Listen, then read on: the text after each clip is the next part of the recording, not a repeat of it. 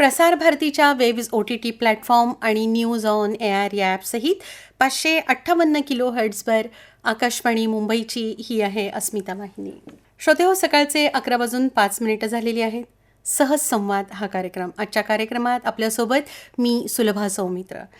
श्रोते हो, आज संवाद साधण्यासाठी आपण आपल्या मराठी माणसाच्या अतिशय जिव्हाळ्याच्या विषयाच्या संदर्भात आज आपण संवाद साधणार आहोत. नाटक आणि आजची तरुण पिढी या विषयाच्या संदर्भात आज आपण बोलणार आहोत नाट्यधर्मी अतुल पेठे यांच्यासोबत. हॅलो, नमस्कार अतुल. आमच्या सहज संवाद कार्यक्रमात खूप खूप स्वागत. मनापासून मी स्वागत करते आणि असंख्य श्रोत्यांच्या वतीने, आकाशवाणीच्या वतीने धन्यवाद. सर्वप्रथम तुला, आकाशवाणीला आणि असंख्य श्रोत्यांना माझा मनपूर्वक नमस्कार. नमस्कार.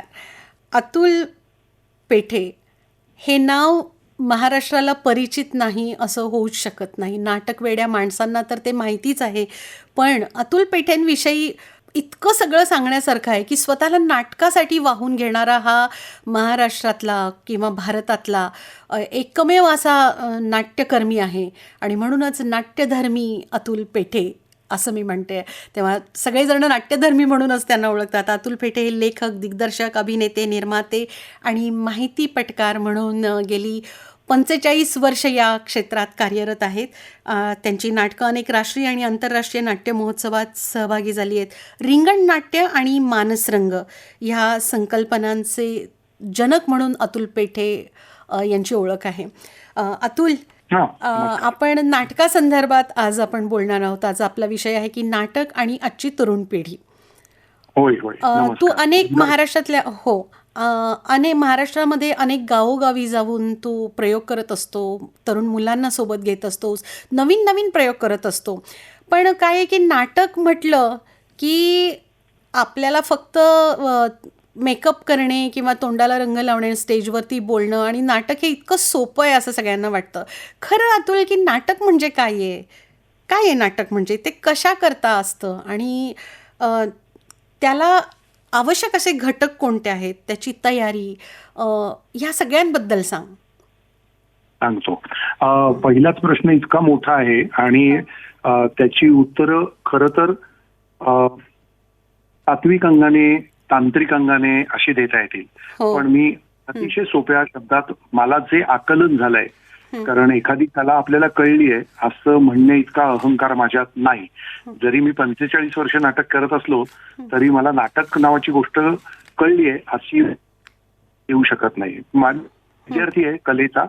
कला नावाची गोष्ट इतकी अथांग समुद्रासारखी असते आणि आपल्याला त्यातली एखादी छोटीच गोष्ट कळलेली असते. ते लीळा चरित्र नावाचं चक्रधर स्वामींचं एक अतिशय महत्वाचं पुस्तक आहे. त्याच्यामध्ये एक लीळा आहे, 7 आंधळे आणि हत्ती. तर त्यातल्या एक 7 आंधळ्यातला मी एक आहे. माझ्या हाती जे शेपूट लागलं त्या शेपटाला मी हाताला धरून म्हणतो की हा हत्ती आहे, पण मला ही जाणीव आहे की मला अजून हत्तीचे संपूर्ण स्वरूप कळले नाही. पण असो, जे काही माझ्या हाती लागलं, जे शेपूट लागलं, त्याच्यावर ना मी हे सांगायचा प्रयत्न करतो. नाटकाची व्याख्या अशी आपल्याला करता येत नाही. नाटक हे अव्याख्येय आहे. तर कशालाही आपण म्हणजे नाटक हा इतका मजेदार प्रकार आहे. तो एक खेळ आहे, तो एक प्रयोग आहे, ती गंमत आहे, ती धमाल आहे. हे सगळे शब्द आपण ऐकलेले असतात. परंतु नाटकामध्ये खरं सांगायचं तर असं शेक्सपियर नावाचे गृहस्थ जे होते ते असं म्हणून गेलेत की सगळं जग हीच रंगभूमी आहे आणि आपण सगळे त्याची पात्र आहोत. तर आपण आपल्या जगण्यामध्ये, प्रत्यक्ष जगण्यामध्ये विविध भूमिका वठवत असतो, नाटक करत असतो. एखादा आपला आई आली, वडील आले, बॉस आला, नवरा आला, शेजार पाजारची माणसं आली, नगरसेवक आला, गुंड आला की पोलीस आला की आपण वेगवेगळे चेहरे तयार करतो, त्यांच्याशी बोलतो, शब्द शोधतो, त्या चेहऱ्यावरचे हावभाव दाखवतो, हालचाली वेगळ्या होतात. तर आपल्याला न कळतपणे नाटक म्हणजे काय आणि जगत असताना नाटक करायचं असतं हे कळत असतं. आता आम्ही जे नाटक करतोय आणि हे नाटक, याच्यात एक चिमुकलाच फरक आहे. तो म्हणजे आम्ही जे नाटक करतो ते आम्ही नाटक करतोय हे आम्हाला कळत असतं. म्हणजे आपण त्याला म्हणतो जागृत अवस्था. मला हे कळत असतं मी आज राजाची भूमिका करणार आहे, मी आज गुलामाची भूमिका करणार आहे. मी म्हणजे गुलाम नव्हे आणि मी म्हणजे राजा पण नव्हे. मी तुकारामाची भूमिका करणार आहे, मी सॉक्रेटिसची भूमिका करणार आहे. तर ते आपण घेतलेलं एक व्यक्तिरेखा आहे, ती समजून घेतलेली आहे, ती त्याप्रमाणे त्या क्षणांपुरती काही काळापुरती आपण ती वस्त्र परिधान करायचे त्या भूमिकेची आणि नंतर उतरवून ठेवायचे. ह्याचं आम्हाला ट्रेनिंग मिळालेलं असतं, एक कौशल्य आमच्यात आलेलं असतं किंवा ते म्हणजे नाटक, की जे जागरूकपणे केलं जातं आणि आपल्यालाही कळतं की अरे आपण हे नाटक करतोय बरं, काय खरं खरं नाहीये, मी खरा चिडलेलो नाहीये किंवा मी खरं खरं प्रेम करत नाही, मी प्रेम केलंय असं दाखवतो. डॉक्टर लागू असं म्हणायचंय की वी आर प्रोफेशनल लायर्स. आम्ही हातोहात तुम्हाला गंडवणारे लोक आहोत. जादूगार असतो ना, तो जादू करून दाखवत असतो, पण ती जादूमध्ये सायन्स असतं, त्या जादूमध्ये काही दैवदत्त देणगी काही नसते. त्यामुळे ती सायन्स आहेत, त्याला मराठीमध्ये कौशल्य म्हणतात. ती कौशल्य आम्ही आत्मसात केलेली असतात. त्यामुळे आम्ही जे नाटक करतो ते नाटक करायला फार मजा येते, परंतु कष्ट पण घ्यावे लागतात. एखाद्या डॉक्टरला, एखाद्या इंजिनियरला, एखाद्या वास्तुशिल्पकाराला जेवढे कष्ट घ्यावे लागतात तेवढेच नटाला आणि नाटक करायला घ्यावे लागतात.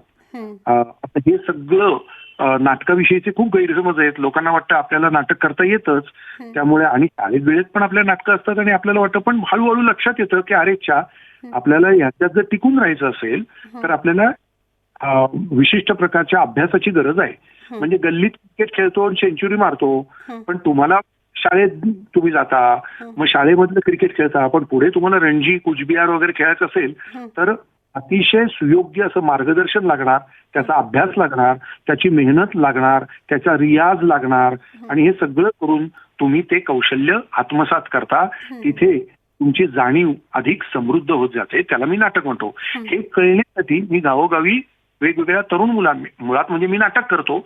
माझं नाटक बघून पण लोकांच्या मनामध्ये एक आपण जो कलेचा स्तर असतो तो उंचावतो. पण कधी कधी नाटक म्हणजे काय हे सांगण्यासाठी, कारण आपल्याकडे थिएटर अप्रिसिएशन कोर्स नाहीत, रसग्रहणाची पद्धती नाही, जशी फिल्म अप्रिसिएशन कोर्सेस आहेत. पण ते नसल्यामुळे आम्ही वेगवेगळ्या कार्यशाळा घेतो, मी आणि माझ्यासारखे अनेक लोक.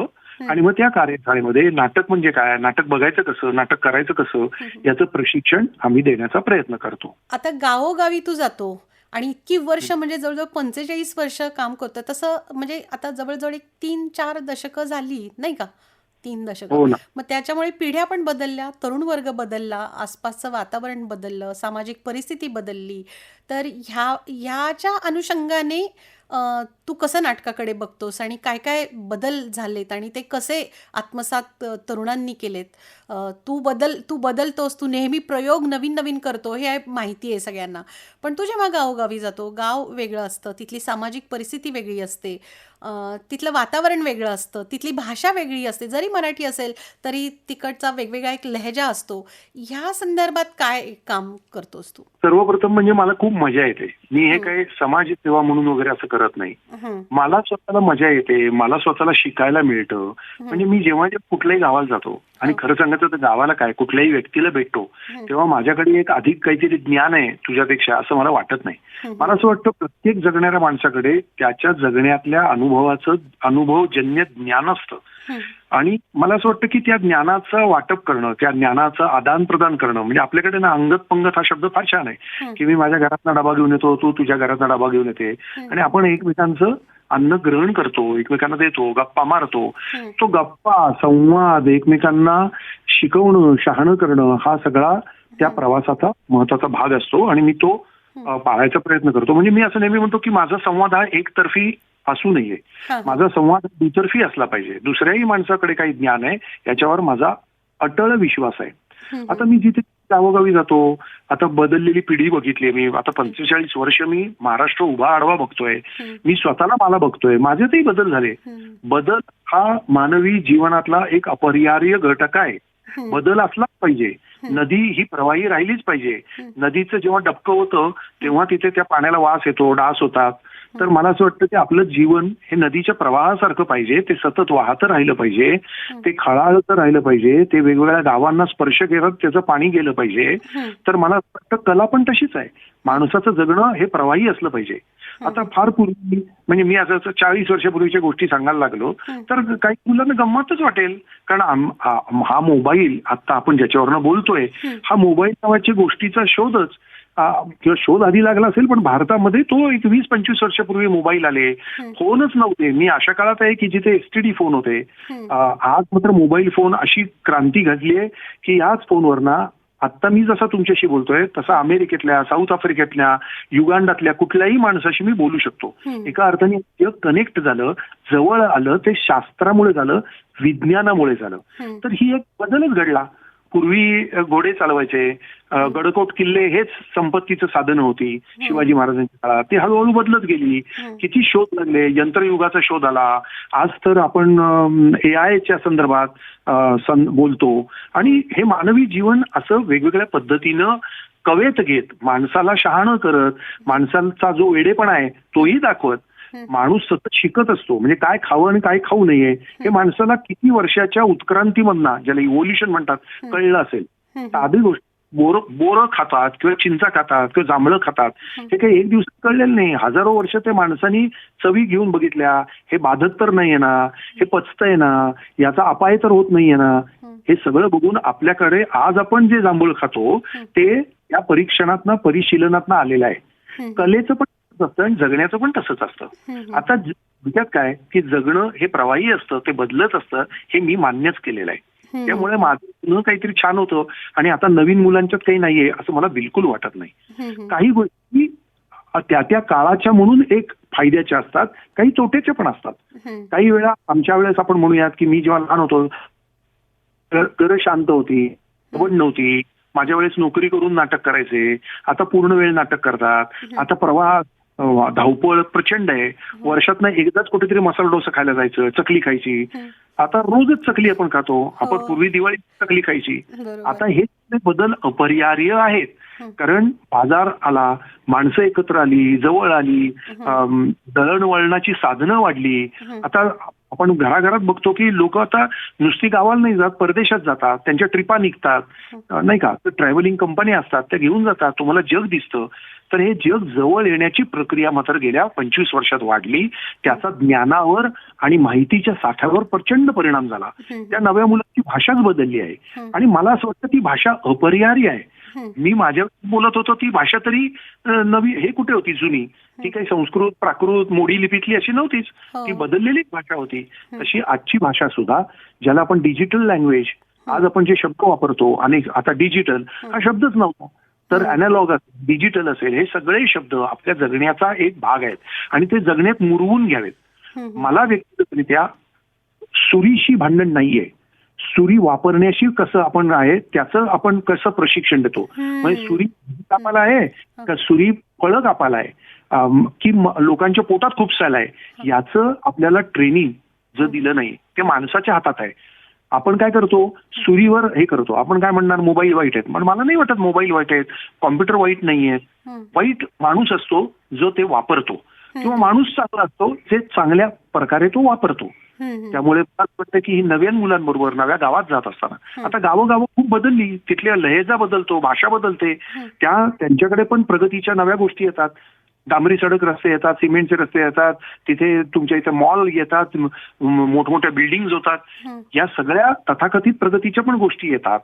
प्रदूषण पण होतं, त्यामुळे आवाज पण वाढतो, ट्रॅफिक जाम पण येतात. मग लोकांना कळतं अरे च्या, याचं आपल्या आजाराचं कारण हे आहे बरं का, आता जरा नीट वागलं पाहिजे, हे लोकांना कळतं. मग अशी मी जे जांभळाचं उदाहरण दिलं ते यासाठी की आपल्याला सुद्धा आपल्याला आता कळत नाहीये की विकास विकास विकास या नावाखाली आपण काय गमावलंय, आपण प्रगती या नावाखाली काय गमावलंय. मग आपणही शहाणे होऊ ना, होणार असा माझा विश्वास आहे. माणूस हा शहाणं व्हायला निघालेला प्राणी आहे. त्याला रस्त्यात खाचखळगे लागतात, खड्डे लागतात, मग स्पीड ब्रेकर करायची अक्कल त्याला येते. आणि तू आता हे जे सगळं सांगतोय बदलांविषयी, बदल मान्य केलेत आणि बदलांबरोबर तू जगणारा नाट्यकर्मी, नाट्यधर्मी आहेस. तर माध्यम इतकं बदललंय, मग त्यामुळे नाटकाचा बाज हा बदलत गेलाय का? नाटकाचं वेड तसंच आहे का पूर्वीसारखं? खास करून तू तरुणांबरोबर सतत काम करत असतो म्हणून विचारते. बरोबर बरोबर. सांगू का, नाटकाचं वेड वगैरे काही बदललेलं नाही. बालगंधर्वांच्या काळात जेवढं वेड होतं तेवढंच आज आहे. खरोखर तेवढं आहे. म्हणजे लोक येतात, बघतात, नाटक लिहितात. मराठी नाटक तर भारतामध्ये अतिशय प्रसिद्ध आहे, कारण इथे 5-5 पिढ्या आजही नाटक लिहितात. म्हणजे तुम्हाला आजही महेश एलकुंचवारांचं नवीन नाटक आलेलं दिसतंय, आळेकरांचं नाटक आलेलं दिसतंय. आता ह्यांची वय तर 75-80च्या जवळपासची आहेत. तिथपत आज आमचा नवीन लिहिणारा स्वप्नील चव्हाण असेल किंवा वेगवेगळी लोक, धर्मकीर्ती सुमंत असेल, इरावती कर्णिक असेल, ही सगळी तरुण मुलं, त्याच्याही नंतरची पिढीतली मुलं ही नाटक लिहिताना आढळेल. या 5 पिढ्या आज कार्यरत आहेत. ही मला एक महत्वाची गोष्ट वाटते. त्यामुळे नाट्यवेड अजिबात कमी झालेलं नाहीये. आज तर ते वाढलंच आहे. त्याचे अर्थ बदलले. आज ठिकठिकाणी नाट्यगृह पण उपलब्ध होत आहेत. वेगळ्या प्रकारचं नाटक आज व्हायला लागलेलं आहे. आता बालगंधर्वांच्या काळामध्ये मास्तर ही संकल्पना होती. मग पुढे विद्या मेहता वगैरे सारख्या लोकांनी, के नारायण काळे सारख्या लोकांनी त्याच्यात दिग्दर्शक ही संकल्पना आणली की दिग्दर्शक पण काहीतरी करतो, त्या नाटकाचं रूप बदलतो. आज अधिक पुढे जाऊन वेगवेगळ्या प्रकारे दिग्दर्शक ही संकल्पना वृद्धिंगत झाली. आज अभिनेते तितकेच पठडीबाज राहिलेले नाहीत. कधी ते गातात, कधी नाचतात, कधी शरीर वापरतात, कधी भारतातल्या जगातल्या वेगवेगळ्या नाटकांमध्ये ते काम करतात.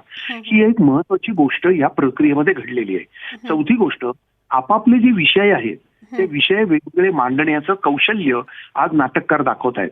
आता काय आहे, आजचे नाटककार जरा कमी आम्हाला काय वाटतायत, कारण आज सिरियल आहे, सिनेमा आहे. जरा लिहिणारा माणूस असेल तर तो सिरियल सिनेमामध्ये त्याला खेचून घेतात, कारण तिकडे उघड आहे, त्यांना पैसे मिळतात जगायला, त्यांना प्रसिद्धी मिळते. नाटकात प्रसिद्धी आणि पैसे फार उशिरा मिळतात, मिळतीलच याची शाश्वती नाही. तर पण मला वाटतं त्याच्यातलं जे प्रेम आहे, नाटकाचं प्रेम, हे अजिबात कमी झालेलं नाही. चांगली चांगली मराठी लोक आज गाजलेली ही मराठी नाटकाविषयी ज्या आत्मीयतेने बोलतात. अगदी सचिन पिळेकर सारखा माणूस असेल, तो म्हणतो मला 10-11 वर्षांनी मी पुनरागमन करीन, मला नाटक करायचंय, आणि तो नाटक करतो. आणि अशी कित्येक लोक आहेत की जे परत परत येऊन नाटक करतात. डॉक्टर लागूंसारखा माणूस असेल, तो 70व्या वर्षी त्यांनी सूर्य पाहिलेलं माणूस केलेलं होतं. तर मला असं ती निष्ठा तितकीच अबाधित आहे. आणि मला तर असं दिसतंय अनेक ठिकाणी की ती आज वेगवेगळ्या प्रकारे वृद्धिंगत पण होताना दिसते. हे मी फक्त चांगलं बोलायचं म्हणून नाही बोलत आहे, हे मी तुम्हाला वास्तवाचं दर्शन घडवतोय.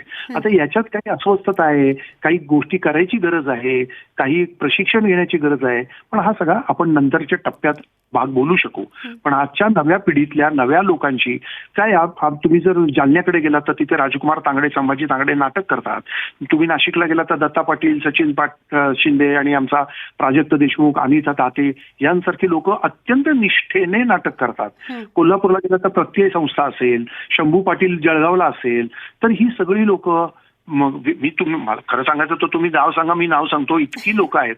नागपूरला लोक आहेत, आमचा केतन जाधव नावाचा मुलगा आहे, मुली आहेत, नव्याने काम करणाऱ्या मुलं मुली आहेत. तर मला असं वाटतं की हे मला तरी भव्य वाटतं आणि छान वाटतं.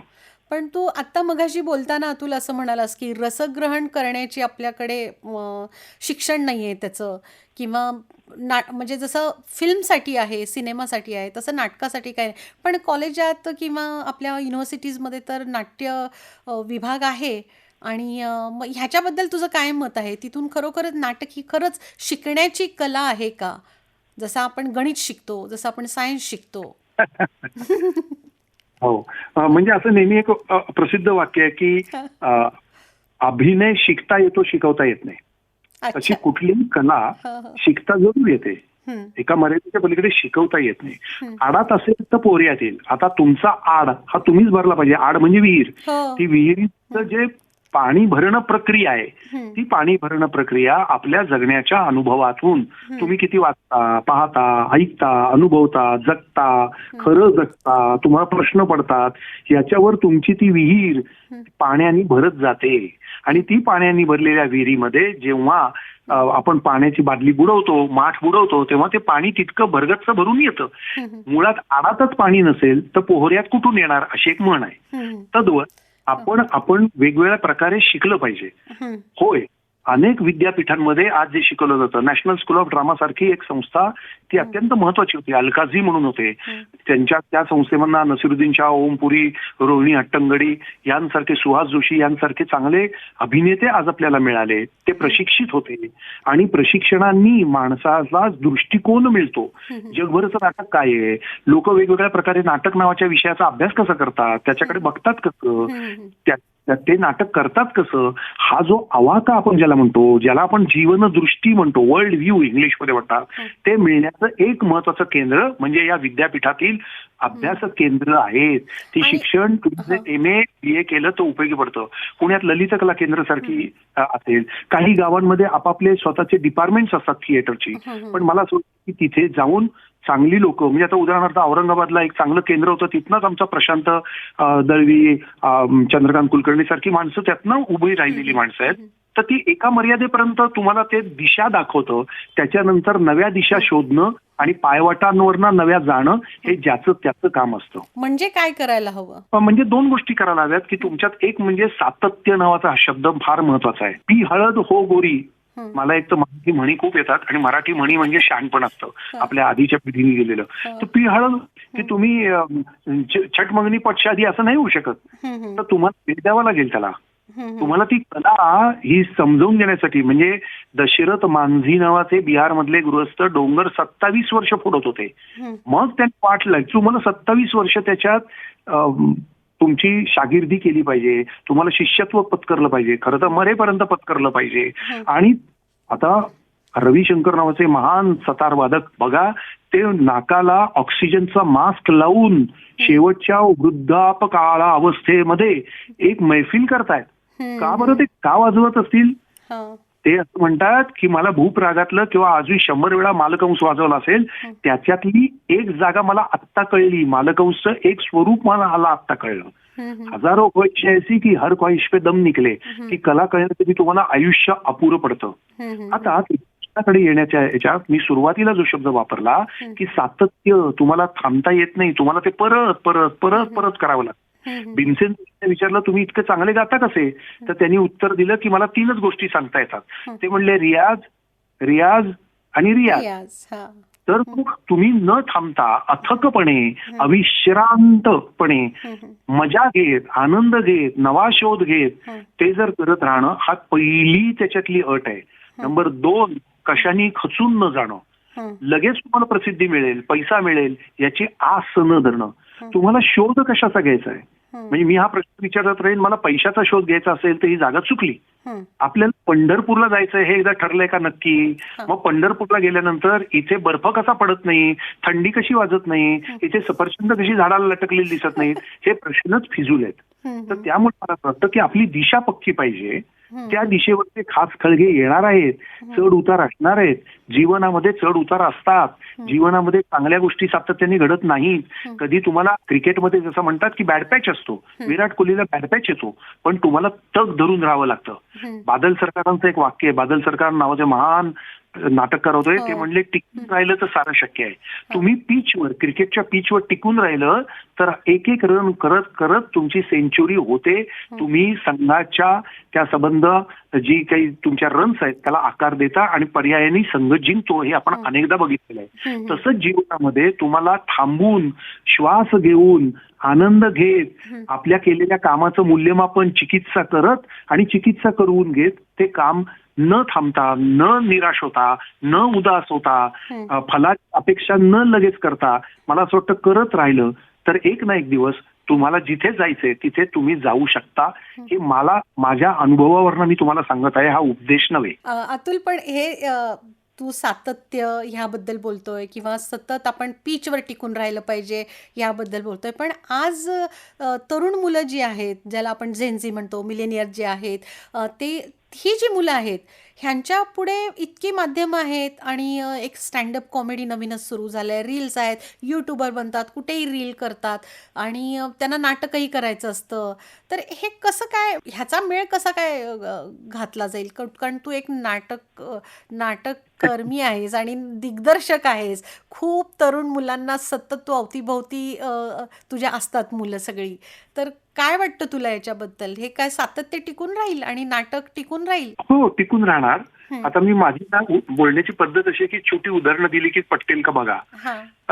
मी मगाशी असे वाक्य बोललो की पूर्वीच्या काळी आम्हाला चकली वर्षातनं एकदाच मिळायची. हा. आता कुठून अमेझॉनवरनं वगैरे वाटतील ते पदार्थ येतात की नाही. हो. आता जर तुम्ही हॉटेलात गेलात तर 25, 30, 50 वर्षापूर्वी मेन्यू किती असायचे मेन्यू कार्डावर 4-10 असतील. हा, हा. बटाटा वड्यामध्ये मसाला डोसा मिळेल. आता 100 ते 60 एका हॉटेलात गेलं की तुम्हाला चायनीज पदार्थ मिळतात, पंजाबी मिळतात, पिझ्झा मिळतो, स्पॅगेटी मिळते, काय वाटेल ते मिळतं. हा. आता म्हणजे तुमचं मेन्यू कार्ड वाढलं, हम्म. थोडक्यात पर्याय वाढले, खाण्याचे चॉईसेस तुमच्यापर्यंत 100 ठेवले तुमच्या समोर. हम्म. अहो पण मला असं वाटतं की माणसाला बुद्धी आहे, मेंदू आहे, आपल्याला काय आवडतं तो टेस्ट करून बघेल. मगाचं उदाहरण परत आठवण करून देतो जांभुळाची. तो जांभळापर्यंत आला कसा, आंबा खायला शिकला कसा, तांदूळ खायला शिकला कसा, त्यांनी 100 तास वेगवेगळी तृणधान्य खाल्ली, मग लक्षात आलं की अरे चहा तांदूळ छान वाटतोय, तो पोटाला पचतोय, किंवा त्यातनं प्रथिनं मिळतात, म्हणजे कार्बोहायड्रेट मिळतात, किंवा काही हे मिळतात, त्याच्यातला जीवन रस मिळतो. हे माणसाला इव्होल्युशन मध्ये कळलंय. इव्होल्युशन थांबलेली नाहीये, अजूनही उत्क्रांती चालू आहे, अजूनही माणसांच्यात बदल घडणार आहेत, हे आधी लक्षात घेऊयात. आता एक उत्क्रांती झाली आहे, संपली आहे माणसाची असं नाहीये. माणूस बदलत जाईल. आजपासून 100 वर्षानंतरचा माणूस वेगळा असेल, तो कदाचित उडत असेल, त्याच्या पंख पण लावलेले असतील, काही करता येईल. माणसाचं काय अचाट आहे सगळं प्रकरण. तर मंगळावर गेलेली असतील राहायला, नाही का. तर मला असं वाटतं की जेन झी वगैरे हा शब्द बरोबर आहे, आपण ते एक म्हणतो, परंतु माणसांना हे कळतं की आपल्याला काय खायचंय समोर, काय प्यायचं. आता इतके चॉईसेस आहेत ना, छान आहे की गोष्ट. म्हणजे सिनेमा आहे, सिरियल आहे, OTT प्लॅटफॉर्म आहे, अजून काय स्टँडअप कॉमेडी आहे, त्याला वाईट कशाला म्हणायचंय. चांगले आहेत पर्याय. काही लोकांना त्याच्यात छान कामं मिळतात, नोकऱ्या मिळतात, पैसे मिळतात, त्याच्यात ते प्रसिद्ध होतात. माझा मुद्दा असतो की ते मिळून सुखी होता का, समाधानी होता का. ते होत नसेल तर रडत बसू नका. जे मिळाले त्याचा आनंद. आता बटाटे विकल्याचा आनंद तुम्हाला घ्यायचा तर बटाटे विका ना, काय प्रॉब्लेम आहे. पण बटाटे विकताना मला फणस कसा विकता येत नाही आणि आंबा कसा विकत घेत नाही, असं म्हणजे हे चुकीचं पण आहे. असं आपण कसं म्हणणार ना. म्हणजे एका वेळी तू 10 तर कपडे घालू शकत नाहीस. बरोबर.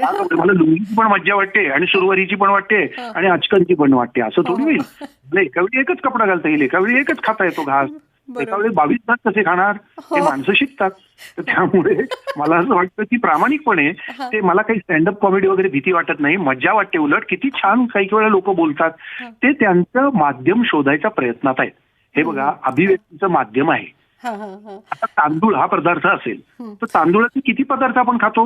भात खातो, मोदक खातो, तांदूळाच्या पापड्या खातो, काय वाटेल ते. तांदूळाचे काही मुरमुरे करत नाही का, किती प्रकार आहेत, असू देत की. तर त्यामुळे कलेच्या माध्यम बदलली घाबरण्याचं कारण आहे असं मला वाटत नाही. मला त्याची भीती वाटत नाही. तुम्ही अभिव्यक्ती काय करता आणि ती काय दर्जाची करता, हे सगळं शेवटी महत्वाचं राहील. ते लोक लक्षात ठेवतात. आपल्याकडे निवडणं, पाखडणं असे शब्द आहेत, तर फोलपट गळून पडतात, सत्वयुक्त राहतं. लोकांना कडबा म्हणजे काय कळतं. कडबा हा म्हशींना गाईंना घालायचा असतो, कडधान्य आपण खायचं असतं, हे कळतं की नाही. ज्या दिवशी कडबाच खायला लोक लागतील त्या दिवशी आपल्याला डॉक्टरकडे जावं लागतं, मानसिक उपचार घ्यावे लागतात. की अहो डॉक्टर, हा काचा खातोय, त्याला रोज काचा आणि ट्यूब खायची सवय लागली आहे, तो मेन जेवायलाच काचा ट्यूब खातोय, तर कुठे जावं लागेल, डॉक्टरकडे जावं लागेल. आता त्यांचे चांगले व्यवसाय चालले आहेत, मानसिक आरोग्य बिघडलेलं आहे लोकांचं, तर वेगवेगळ्या कारणांनी बिघडलंय. पण घाबरण्याचं कारण नाहीये. शरीराचे आजार बरे होतात तसे मनाचेही आजार बरे होतात, कारण आपण विचार करणारी विवेकी माणसं आहोत. त्यामुळे मला भीती वाटत नाही. हे सगळं हा प्रवास असतो, त्या प्रवासामध्ये एकमेकांना शिकवणं, सांगणं, दाखवणं ही आपली जबाबदारी आहे, असं माझं मत आहे. आता तू इतका महाराष्ट्र फिरतो, भारत फिरतो, परदेशातही तू जातोस, तर ह्या आपल्या भारतातल्या अनेक विविध प्रांतांमध्ये किंवा परदेशातल्या नाटकांमध्ये काय काय फरक जाणवतो आणि तो इकडे तू कसा काय त्याचा प्रयोग करतोस, काय, कारण तू सतत प्रयोगशील माणूस आहेस, काय वाटतं? नाही का, तू वाहूनच घेतलंय ना नाटकालाच, तू प्रयोगच करत राहतोस तू. हो, किती प्रयोग केले. हो, तुझा शब्द म्हणून मला छान वाटतोय वाहून घेतलं वगैरे, पण मी खरं सांगू का, मी वाहून घेतलं पण वाहून गेलेलो नाहीये. म्हणजे माझी ती जागृत अवस्था आहे की मी नेमकं माझं डोकं माझ्या खांद्यावर आणि माझे पाय माझ्या जमिनीवर असले पाहिजेत, ही नाटकांनी दिलेली शिकवण आहे. त्यामुळे आपण उडी नक्की मारायची आहे आयफेल टॉवरवरला, परंतु आपल्याला आपल्या पाठीवर पॅरेशूट आहे ना हे तपासायचं आहे. ते पॅरेशूट उघडता योग्य वेळी येते नाही बघायचंय, नाहीतर आत्महत्या होईल. तर मी काही आत्महत्या करायला निघालेलो नाही. तर मला उडी तर मारायची, रिस्क तर घ्यायची, जोखीम तर घ्यायची, पण ती जोखीम घेत असताना ती जोखीम पूर्ण झाली की नाही हे बघायला जर मी खाली उतरलो नाही जमिनीवर तर IPL वर उडी मारले तर मला कळणारच नाही, मी वरच गेलेलो असेल.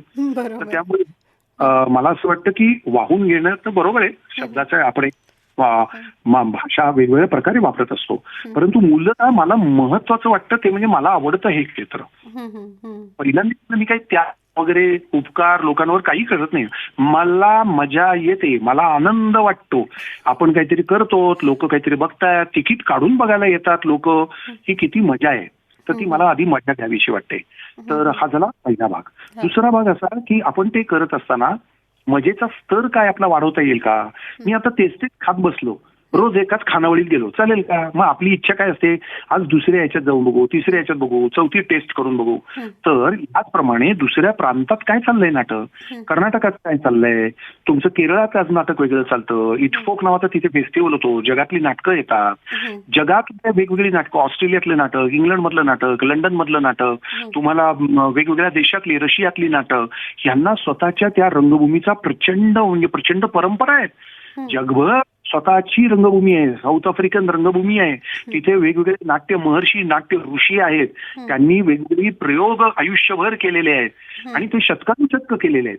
तर त्यांना जे मिळालेलं शहाणपण आहे, त्यांना जो त्या कलेकडे बघण्याचा दृष्टिकोन मिळाला, ते ज्या पद्धतीने कला करतात वेगळ्या, तर हे बघणं, त्याच्यातनं आपलं शिक्षण होणं. म्हणजे ब्रॉडवे असतो, ऑफ ब्रॉडवे असतो आणि ऑफ ब्रॉडवे असतं. म्हणजे आपल्याकडे प्रायोगिक रंगभूमी, समांतर रंगभूमी जसं तसंच, पण ही नाटकं बघणं गरजेचं असतं, कारण त्याच्यामधनं जगातले वेगवेगळे लोक विचार काय करतात, त्यांच्या समस्या काय आहेत, ते काय पद्धतीने गोष्ट सांगतात आपल्यापर्यंत, हे आपल्याला फार मजा येते.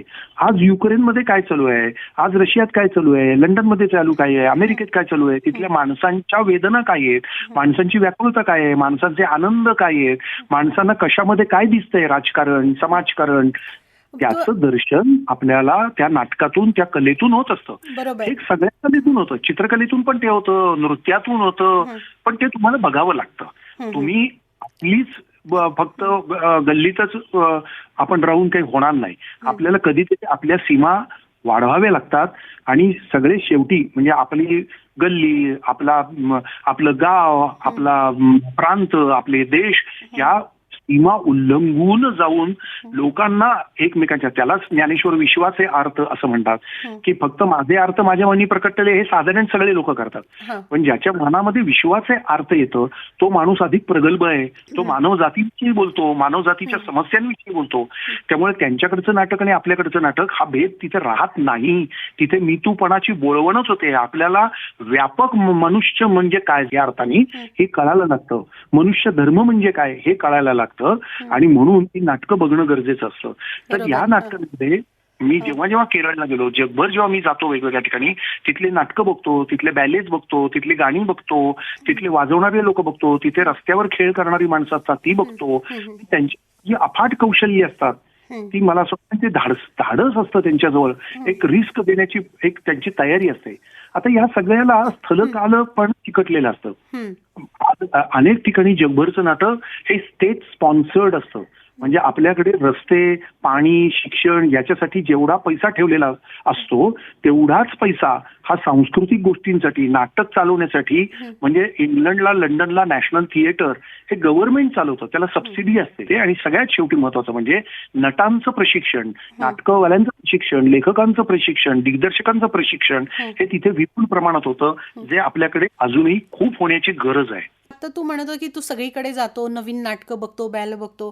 तू जेव्हा नवीन नवीन प्रयोग करत असतोस, कधी प्रयोग यशस्वी होतात, कधी फसतातही. तर जेव्हा एखादा प्रयोग फसतो तेव्हा तुला काय वाटतं? मला छान वाटतं, कारण त्याच्यामध्ये काय आहे छान वाटतं म्हणजे काय, म्हणजे उड्या मारत बसत नाही, परंतु मी असं म्हणेन की मी काय करायला निघालोय, अच्छा.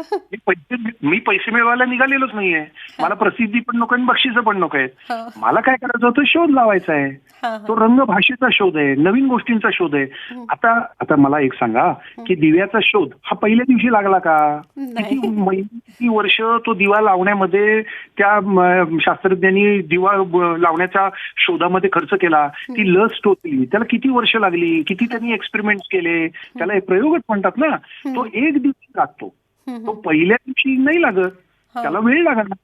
आता या म्हणजे मुळात काय आहे की प्रयोग असा शब्द आहे, तर तो योग आहे. योग योग म्हणजे अशी स्थिती की ज्याच्यात मला छान वाटतंय आणि मला नवीन कळलं, माझ्या शरीराची जाण आली, त्याला योग असं म्हणतात. योग क्रिया प्रयोग आहे तो. ते छापखान्यातल्या हे नाहीये मूर्त्या रोज काढायच्या त्याच आहेत. तर मला असं की इथे मला नवीन प्रयोग करायचा आहे ना. क्रिकेटमध्ये रोज नवीन बॅटिंगला गेला की सेंचुरी मारतोय असं होतं का? शून्यावर पण तो सचिन तेंडुलकर, मग त्याला परत बघावं लागतं. आणि त्याला असं लक्षात येतं, अरेच्या मी शून्यावर गेलो कारण माझी बॅटीची जो स्टान्स होता तो नीट नव्हता, कोपर नीट नव्हतं, गुडघे नीट नव्हते, माझं लक्ष तिथे नव्हतं, मान हे तो शिकतो की नाही. म्हणून मी म्हटलं की माझ्या प्रत्येक फसलेल्या नाटकात ना मी 25 पावलं पुढे जातो, म्हणून मला आनंद होतो, कारण मला हे कळतं की माझं नेमकं चुकलं काय. हा बघण्याचाच दृष्टिकोन आहे. कारण माझी शपथच, अपयश ही आमची शपथ आहे. म्हणजे फेल्युअर इज अवर राईट, याचं मी मराठी भाषांतर केलंय. याचा अर्थ मी अपयश बघत बसलोय असं नव्हे, पण मला असं वाटतं की यश आणि अपयश एकाच तागडीत मी तोलत राहतो. ते बघितलं नाही म्हणजे यशाने मी फुरंगटून म्हणजे फुशारून जाणार नाही आणि अपयशाने फुरंगटून जाणार नाही. कारण माझा तो हेतूच नाही ना. माझा हेतू काय आहे की मी काल जे केलं ते आज करणार नाही. मी असं काही चित्र काढीन की जे तुला माहीतच नाहीये. मी अशी काहीतरी शोध घेईन की जो मी माझाच शोध घेईन, मलाच माहीत नसलेला मी शोधायचा प्रयत्न करेन आणि ते समोर मांडायचा प्रयत्न करेन. कधीतरी ते फसतं, कधीतरी चालतं, एवढं काय त्याच्यात. प्रत्येक दिवशी आमटी चांगली होते असं नाहीये ना. कधीतरी मीठ कमी पडतं, तिखट कमी पडतं, जास्त होतं. असं हमखास काय आहे, हमखास प्रेम पण करता येत नाही. छे.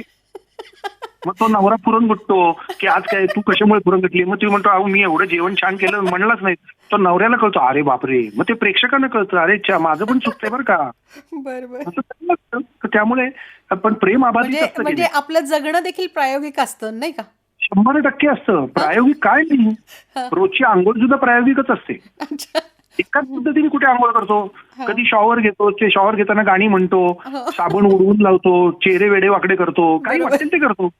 बरोबर. म्हणजे आंघोळ म्हणजे काय, आपण रोबो आहोत की काय? रोबोचं काय अजून कळत नाही, त्यांचं काय मनस्थिती काय असेल. आपली मनस्थिती आपल्याला कळते की आरशात बघताना आपण किती मजा करत असतो, आवाज काय काढतो, धमाल करतो. आवाजावरून आता मला एक विचारायचं की नटाला नेमकं म्हणजे स्पीच कसं असायला हवं, काय त्याच्यासाठी मेहनत करायला हवी? नटाला ना खरं सांगा, नटाला खूप गोष्टी आवश्यक असतात. म्हणजे एक म्हणजे ना, एक म्हणजे अगदी पहिलं प्रामाणिक म्हणजे त्या नाट्यकलेविषयी खरंच प्रेमच असावं लागतं की सारखं. आणि त्या नटांना थोडे नार्सिस पण असतात की स्वतःच्याच प्रेमात असतात. मी कसा दिसतोय, मी कसा, माझं वाहवा होते की नाही, जरा टाळ्या पडतात की नाही, सगळं आवश्यक असतं बरं का. रेकॉग्निशन, रेम्युनरेशन आणि रिवॉर्ड हे तिन्ही आवश्यक असतं.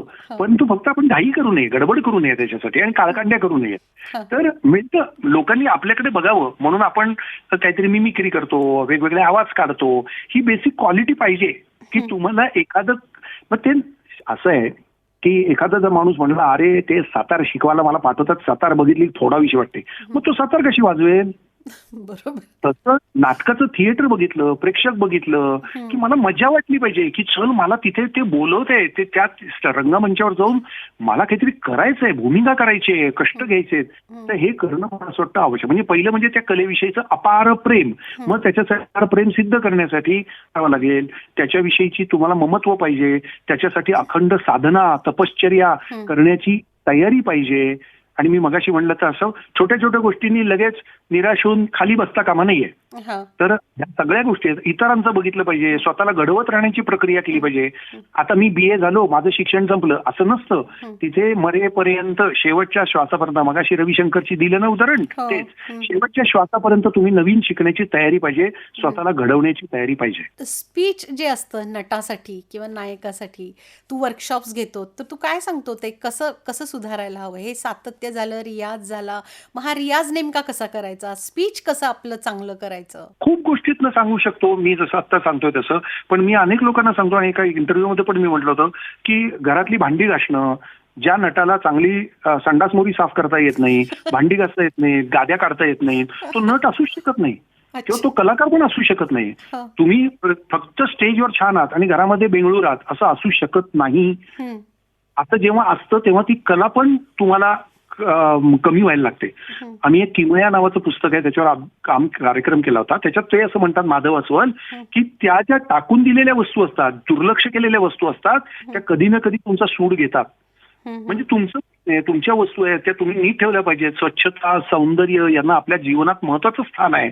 शांततेला आपण महत्वाचं स्थान दिलं पाहिजे.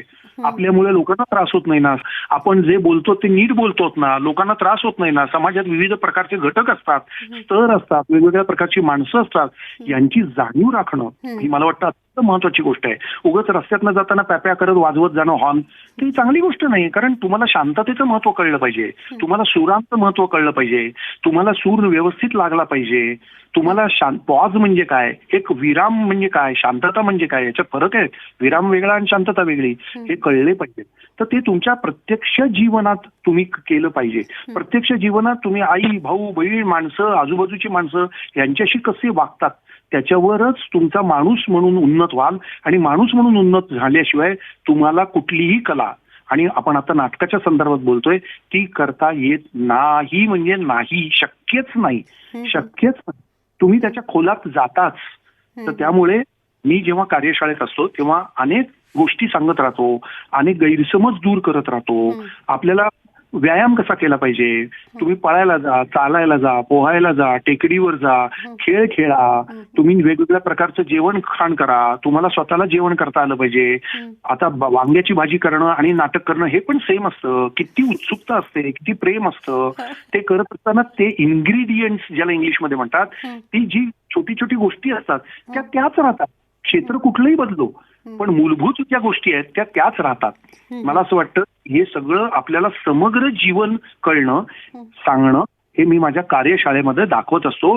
नाटकाचा अभ्यास म्हणजे फक्त मोठ्यांनी बेंबीच्या देठापासून ओरडा असा नसतो. बेंबीचं देठ कुठे असतं आणि का म्हणायचं, तर शरीरशास्त्राचा अभ्यास, तिथे डायफ्रॅम असतो. मग डायफ्रॅम कुठे असतो, फुफ्फुस कुठे असतात, हे तुम्हाला कळलं पाहिजे ना. त्यामुळे शरीरशास्त्राचा अभ्यास मी घेत असतो.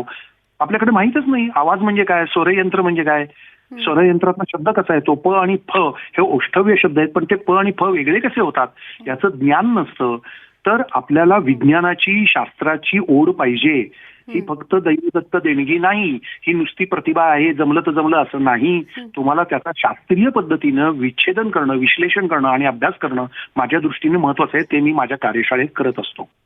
तुला आधी नट व्हायचं होतं ना अतुल, तू दिग्दर्शक कसं काय झालास?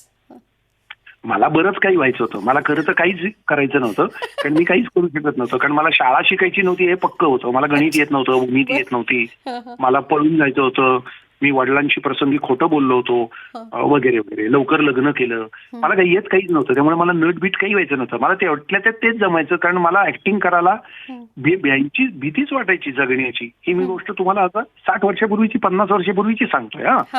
पण तू असं गणितामध्ये रुची नाही निर्माण झाली. वस्तुतः गणित हा किती छान विषय आहे, पण कदाचित माझी मानसिकता नसेल, टेंडन्सी नसेल, की मी शिकू नाही शिकलो आणि मला कदाचित त्याच्यात रस उत्पन्न झाला नाही. आज जी ऍप्टिट्यूड टेस्ट म्हणतात तशी आमच्या काही लहानपणी नव्हती. परंतु मला मी अपघाताने झालो, गमतीने झालो, कधीतरी कोणातरीच्या मरकट लीला म्हणजे माकड चेष्टा जसं करायचं तसं करणं भयंकर मला आवडायचं. उड्या मारणं, इकडे तिकडे जाणं, आवाज काढणं, घाबरवणं, काय आपण लहानपणीच्या ज्या गमती जमती असतात ते करता करताच त्यातनं आपल्याला लक्षात येतं. गणपती तयार करणं, गणपतीमध्ये काहीतरी नाटक करणं, नंतर छोट्या चड्डीला पट्ट्या लावून शिवाजीच्या गोष्टी करणं, ही सगळ्या मनात तुम्ही घडत जाता. आणि एक दिवशी लक्षात आलं माझ्या की अरे एवढंच मला करता येतंय आणि ते छान आहे. मग ते करता करता लक्षात येतं अरे मला लिहिता पण येते, मला छान शब्द वापरता येतात, कारण मला वाचायला फार आवडायचं लहानपणापासून. आणि पर्यायच नव्हता. इतक्या गोष्टी वाचल्यात, इतक्या गोष्टी बघितल्या आहेत, इतक्या लोकांचं ऐकलंय, त्याच्यातनं आपण घडत असतो नाही का. म्हणजे चांगल्या चांगल्या लोकांची व्याख्यानं ऐकणं, आणि त्याच्यात मी काही निषिद्ध कधी मानलेलं नाही. त्यामुळे जाऊ तिथे आपण, जसं मी छान मंत्रोच्चार ऐकले असतील, तसं मी क्वायर ऐकलेली आहे चर्चमध्ये जाऊन, कधीतरी मशिदीत गेलेलो आहे, तिथे अजान ऐकलेली आहे, गुरुद्वारामध्ये जाऊन त्यांची गाणी ऐकलेली आहेत. इतकी सुंदर असतात, इतकी सुंदर असतात. गावोगावच्या बायका, अशिक्षित बायका, जात्यावरच्या ओव्या आपण ऐकतो, त्यांनी आपलं जीवन समृद्ध होतं. मला असं वाटतं की त्यातनं मला माझा नट पण घडलं, लेखक पण घडलं. मग कधीतरी वाटलं आपण दिग्दर्शन करून बघावं, कारण वेगवेगळ्या काळामध्ये मला कोण घेणारं नव्हतं, मला वेगळंच काहीतरी सुचायचं असं मला वाटतं. आणि मला असं वाटतं शेवटी आपल्याला ओळख पटावी लागते की मी कोण आहे. मी म्हणजे सर्वज्ञ नाहीये, मला सगळं नाही येऊ शकत, मला काही मधलं एक छोटीशी गोष्ट आहे. ते आता पहिल्या मुद्द्याशी जातो की ते माझ्या हातात तेवढंच हत्तीचं शेपूट लागलं, ते मी चाचपडत लावलं, त्याला मी म्हणतोय हत्ती आहे. पण मला आता हे कळलंय की शेपूट म्हणजे, पाय म्हणजे, कान म्हणजे अख्खा हत्ती सापडू शकत नाही, कला अख्खी कळत नाही. पण मला माझ्यापुरते जे आकलन व्हायचंय माझ्या जगण्याचं, मला जे कळलंय की अरे हे खाल्ल्यानंतर मला पचतं, हे मला केल्यानंतर मज्जा वाटते, ते मात्र माझी सुरुवात लेखक म्हणून झाली. मग कधीतरी मी नट झालो, कधीतरी चांगली लोकांची नाटकं बघितली, कित्येक दिग्दर्शकांच्याकडे मी काम केलं, बॅकस्टेजला काम केलं, लोकांची नाटकं बघितली आणि खूप मजा आली. आणि मला असं वाटलं की अरे यार हे मला करता यायला पाहिजे, किती मजा आहे. आणि मला आपल्याला ते मग काय म्हणूयात, आपल्याला ते वेळ लागतं छान अर्थाने, आणि मग ते इथपर्यंत आपलं जगणं समृद्ध करतं, नाही का? हो, बरोबर आहे. तू आता म्हणालास की लग्न लवकर केलं आणि आयुष्यभर नाटकच करत राहिला. तर मग घरी काय म्हणजे रोहिणी काय म्हणते? कसं कसं ऍडजस्ट होतं सगळं? सतत तू प्रयोग करणारा माणूस, हा नाट्यवेडा माणूस. हो, काही नाही, एवढं काही नाही. असं रोहिणी म्हणतो बरं करतो, एवढं काही आमच्याकडे कौतुक बिचूक करत नाही कोणी. आणि भयंकर कोणी मी तिचं काही पतिराज आज काहीतरी गाजवून आलेत वगैरे असलं काही आमच्याकडे नसतं. आमचे पाय जमिनीवर असतात. आणि मला असं वाटतं की रोहिणी असेल, पर्ण असेल, माझ्या आजूबाजूचे मित्रमैत्रिणी असतात, ते उगाचच कलेविषयीचा उगाचच एक उदात्त दृष्टिकोन, कलाकार काहीतरी वेगळा असतो असं आम्हाला वाटत नाही. आपण वेडा आहे किंवा तो वाहून घेतलाय असे शब्द एक भाषा म्हणून वापरतो. पण मला असं वाटतं शहाणपणाने जगणं म्हणजे घरातली भांडी मी लहानपणापासून घासत आलेलो आहे आणि रोज आमच्याकडची आजही रोजची संध्या रात्रीची भांडी मीच घासतो.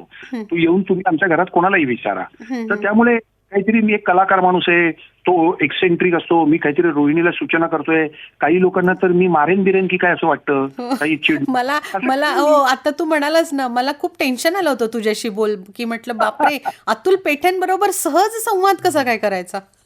नाही, कारण आपण सहसंवाद करत नाही, कारण आपल्यालाच एक भीती असते ना मनात. तर मला नाही वाटत असं की, पण वेगळ्या जगात आम्ही राहत असतो, पण आमच्या प्राधान्यक्रम ज्याला प्रायोरिटी म्हणतात ते वेगळे. ते लग्न म्हणजे कार्य बारसं मर्तिक हे नाहीये. आमच्या घरात पुस्तक आहे, चर्चा आहे, चांगल्या माणसांचं स्थान आहे, सातत्याने चर्चा होतील, आपल्या चुका काय आहेत हे आपण शोधत बसू. आणि मला असं वाटतं त्या आमचे प्राधान्यक्रम आहेत. आमचे प्राधान्यक्रम अंगावर किती किलोचं सोनं घातलं हा नाहीच आहे. तर त्यामुळे आमच्या घरात पुस्तकं किती आहेत हा आमचा प्राधान्यक्रम असल्यामुळे. आणि मला असं वाटतं की घडवावं लागतं, ते तुम्हाला नर्चर करावं लागतं, ते जोपासावं लागतं, त्याची जोपासना करावी लागते.